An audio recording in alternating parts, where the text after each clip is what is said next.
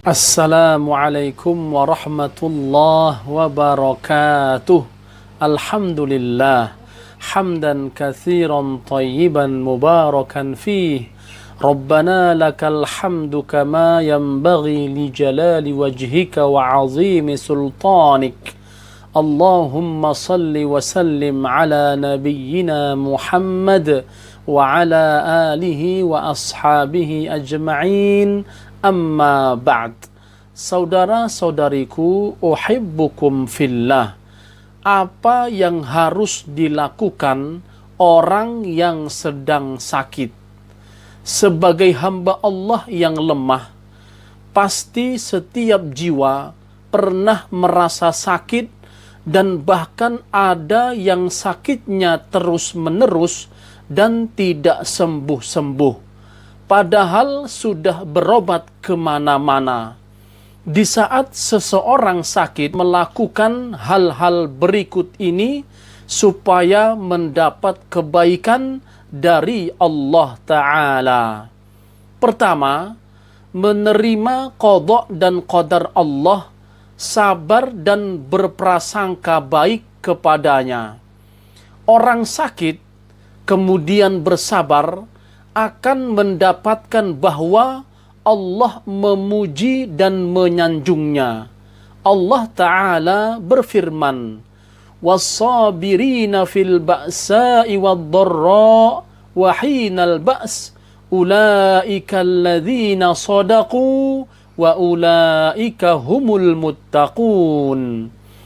Dan orang-orang yang sabar dalam kesempitan, penderitaan, dan dalam peperangan, mereka itulah orang-orang yang benar imannya, dan mereka itulah orang-orang yang bertakwa. Surah Al-Baqarah ayat 177.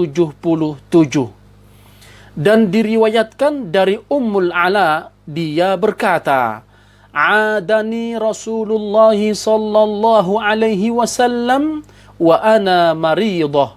Faqala, abshiri ya ummal ala, fa inna maradal muslim yudhibullahu bihi khatayahu kama tudhibun naru khabatha dhahab wal fiddah."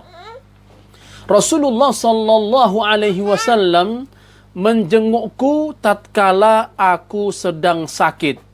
Lalu beliau berkata, "Bergembiralah wahai Ummul Ala, sesungguhnya sakit orang muslim itu membuat Allah menghilangkan kesalahan-kesalahan sebagaimana api yang menghilangkan kotoran emas dan perak." Isnadnya sahih, ditakhrij oleh Abu Daud. Kedua, boleh berobat dengan sesuatu yang mubah, dan tidak boleh berobat dengan sesuatu yang haram, atau berobat dengan sesuatu yang merusak akidah. Misalnya, seperti mendatangi dukun, tukang sihir, atau ke tempat lainnya. Dari Abu Hurairah radhiyallahu anhu, dari Nabi sallallahu alaihi wasallam, beliau bersabda, "Ma anzalallahu da'an illa anzalalahu shifaan." Allah tidak menurunkan suatu penyakit kecuali Allah turunkan juga obatnya. Hadis riwayat Al-Bukhari.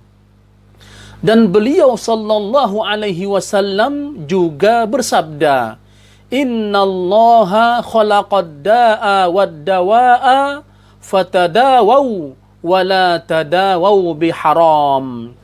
Sesungguhnya Allah menciptakan penyakit dan obatnya, maka berobatlah kalian, dan jangan berobat dengan sesuatu yang haram.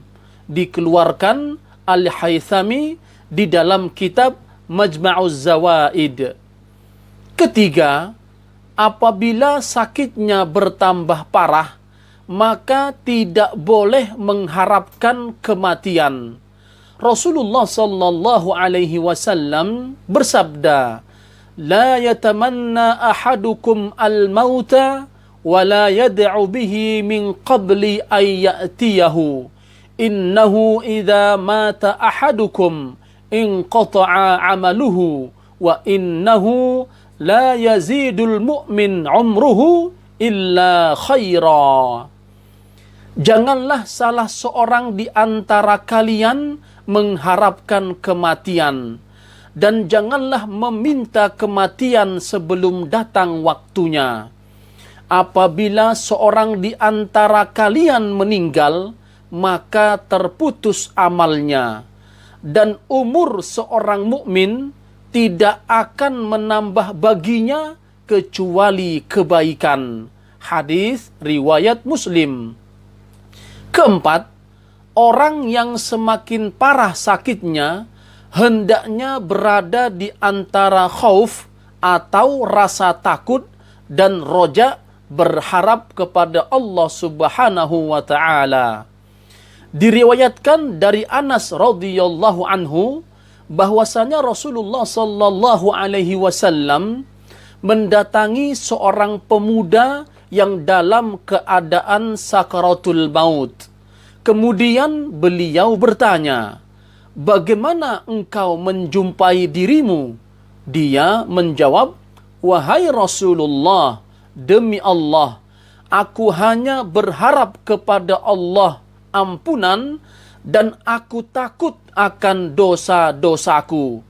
Kemudian Rasulullah sallallahu alaihi wasallam bersabda, "La yajtami'ani fi qalbi 'abdin fi mithli hadzal mautin illa a'tahu Allahu ma yarju wa amanahu mimma yakhafu."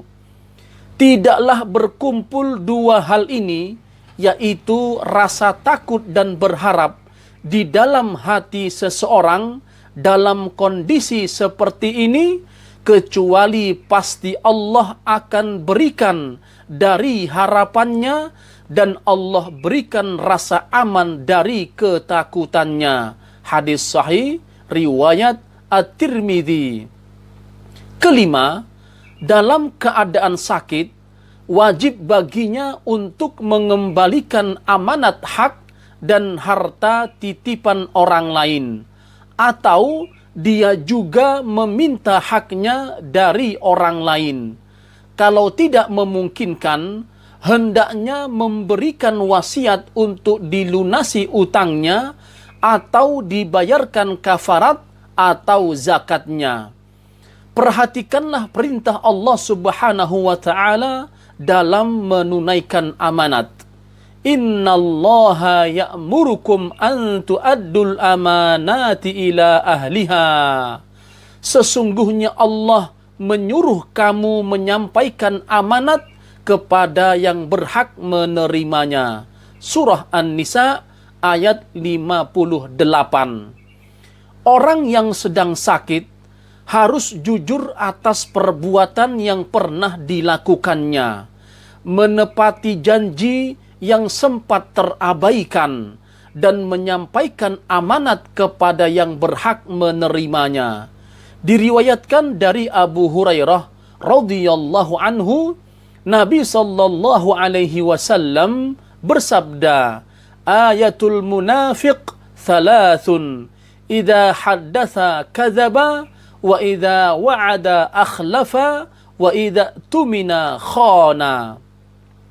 Tiga tanda munafik adalah jika berkata, ia dusta, jika berjanji, ia mengingkari, dan ketika diberi amanat, maka ia berkhianat.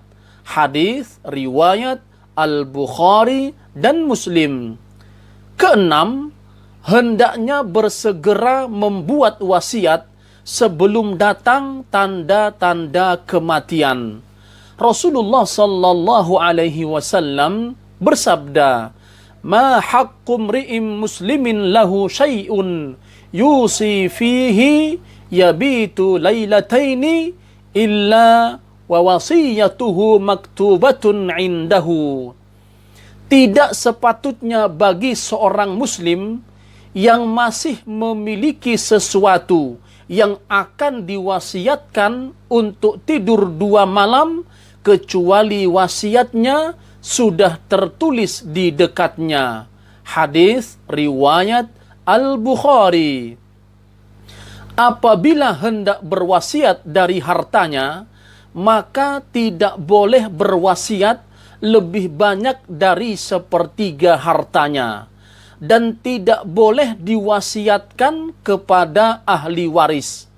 Tidak diperbolehkan untuk merugikan orang lain dengan wasiatnya, dengan tujuan untuk menghalangi bagian dari salah satu ahli waris, atau melebihkan bagian seorang ahli waris daripada yang lain.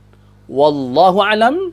Wassalamualaikum warahmatullahi wabarakatuh.